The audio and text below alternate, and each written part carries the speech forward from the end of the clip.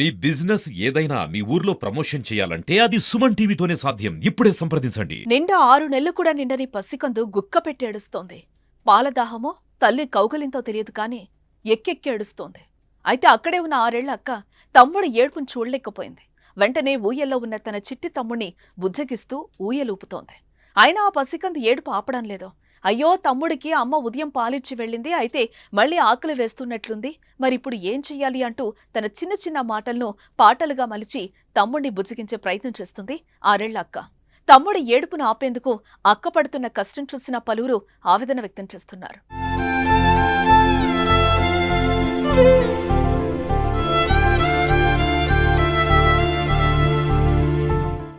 ఇంతకీ ఈ కన్నీటి చిత్రం ఎక్కడిదో కాదో ఖమ్మం జిల్లాలోని పునరావాస కేంద్రంలో చోటు చేసుకుంది.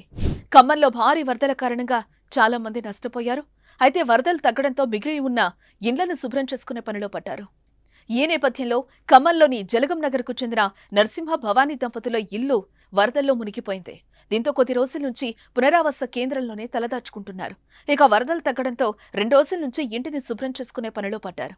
ఈ నేపథ్యంలో తన బాబుకు పాలిచ్చిన భవానీ కొడుకుని ఉయ్యల్లో వేసి ఇళ్లు శుభ్రం చేసుకోవడానికి భర్తతో కలిసెళ్లింది. వారు వెళ్లిన కొద్దిసేపటికే బాబు ఏడవడంతో తమ్ముడు ఏడుపు ఆపేందుకు ఆ చిన్నారి చేసిన ప్రయత్నానికి సంబంధించిన ఫోటోలు సోషల్ మీడియా వేదికగా కన్నీరు తెప్పిస్తున్నాయి. అయితే వరదలు తగ్గిన ఇళ్లలో చేరిన చెత్తా చెదారంలో కంపు కొడుతోంది. అలాంటి పరిస్థితుల్లో ఇద్దరి చిన్నారులను తీసుకెళ్లలేక దిక్కులేని స్థితిలో వారిని పునరావాస కేంద్రాల వద్ద వదిలి వెళ్లాల్సొస్తోంది. వరదలు తగ్గినా ఆ వరదల బీభత్సం మిగిల్చిన కన్నీటి మచ్చకు ఇదే సాక్ష్యంగా నిలుస్తోంది.